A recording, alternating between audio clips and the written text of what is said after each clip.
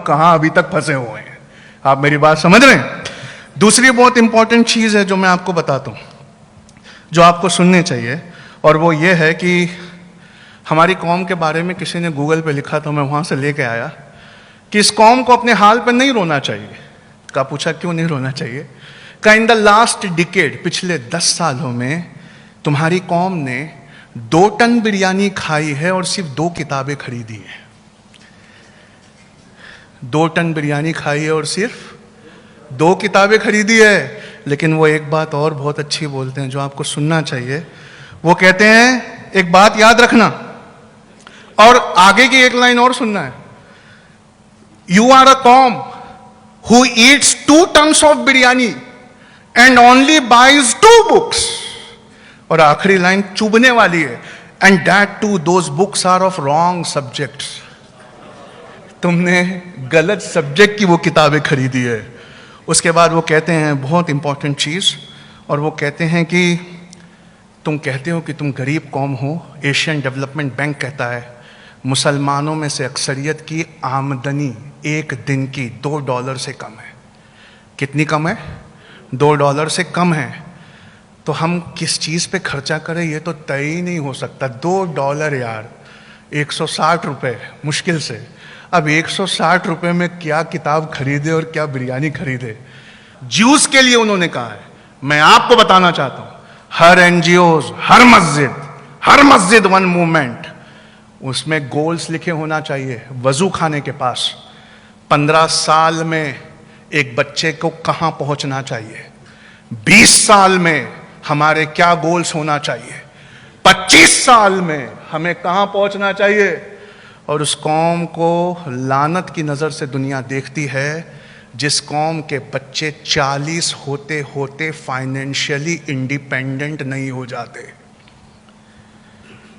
हमें अपने बच्चों को ऐसी फिलॉसफी पढ़ानी होगी, फाइनेंशियल फिलॉसफी, स्टार्टिंग 15 इयर्स, 15 साल से नया सिलेबस लाना होगा, ताकि 40 साल की उम्र पहुंचते पहुंचते वो फाइनेंशियली क्या हो जाए? बताइए, फाइनेंशियली क्या हो जाए? इंडिपेंडेंट हो जाए। और वाह रे मेरे रब, मेरे अल्लाह और अल्लाह के रसूल का दिया हुआ इस्लाम वाहिद मजहब है, वाहिद मजहब है जिसकी एक खास कैरेक्टरिस्टिक है। बाकी कौमें जब पढ़ लिख लेती हैं तो वो अपने मजहब से दूर हो जाती है। ये हमारा ही इस्लाम पता नहीं किस चीज से बना है। हम जितना पढ़ लिख लेते हैं उतना अपने इस्लाम से मोहब्बत करने लगते हैं। मैं आपको बताऊं, जो लोग इस समय जेल में हैं, जिनके ब्याल बच्चे 1-1 रुपये के लिए तरस रहे हैं, जिसको हम भुलाए बैठे हैं, जिन्होंने हमारे सर पर से CA NRC हटा दिया, वो लोग दुनिया में बहुत ऊंचा ग्रेजुएशन किए हुए लोग हैं। वो लोग अल्लाह के लिए और उसके कलमे के लिए अपने बच्चों के घर लुटाकर जेलों में बंद हैं। चलना मेरे साथ जरा तिहाड़ जेल। एक दाढ़ी वाला अगर अंदर हो तो मुझे बता देना। क्यों? जब साइंस और ज्योग्राफी और हिस्ट्री, इन तकाजों से अल्लाह की कुदरत को कोई मुसलमान देखता है तो वो अपने रब से प्यार किए बिना नहीं रह पाता, वो अपने रब के करीब आए बिना नहीं रह पाता।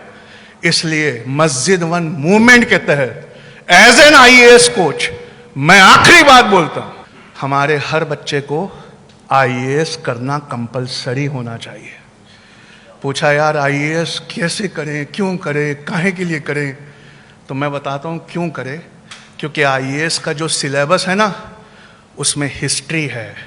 जो कौमें अपनी तवारीख को भुला देती हैं, तवारीख उन कौमों को भुला देती है। उसमें ज्योग्राफी है, वो ज्योग्राफी जो सूरह अल रहमान की तफसीर है। तुम गौर क्यों नहीं करते? तुम अल्लाह की कौन कौन सी नेमतों को झुटलाओगे? वो है, उसमें पॉलिटी है, कॉन्स्टिट्यूशन है, और हमें शर्म से डूब कर मर जाना चाहिए। दुनिया को पहला कॉन्स्टिट्यूशन देने वाले हम हैं। आज हमें अपने संवैधानिक राइट्स नहीं मालूम है, और उसमें दुनिया का सबसे इंपॉर्टेंट सब्जेक्ट है, मुसलमानों कान खोलो जो मैं बता रहा हूं, मुझे बहुत लेट समझ में आया, अगर एक ज़िंदगी और मिलती, वैसे नहीं मिलती है और अल्लाह करे ना मिले, अपने पास बुलाए हो, लेकिन एक ज़िंदगी और मिलती तो मैं उसे इकोनॉमिक्स पढ़ने में खर्चा करता, क्योंकि मुझे बहुत लेट समझ में आया कि इकोनॉमिक्स डिटरमाइंस पॉलिटिक्स। ये जो सारा पॉलिटिक्स है वो किसका खेल है? वो किसका खेल है? इकोनॉमिक्स का। और इन पैटर्न्स को इस जमाने में देखना, उसे करंट अफेयर्स कहते हैं।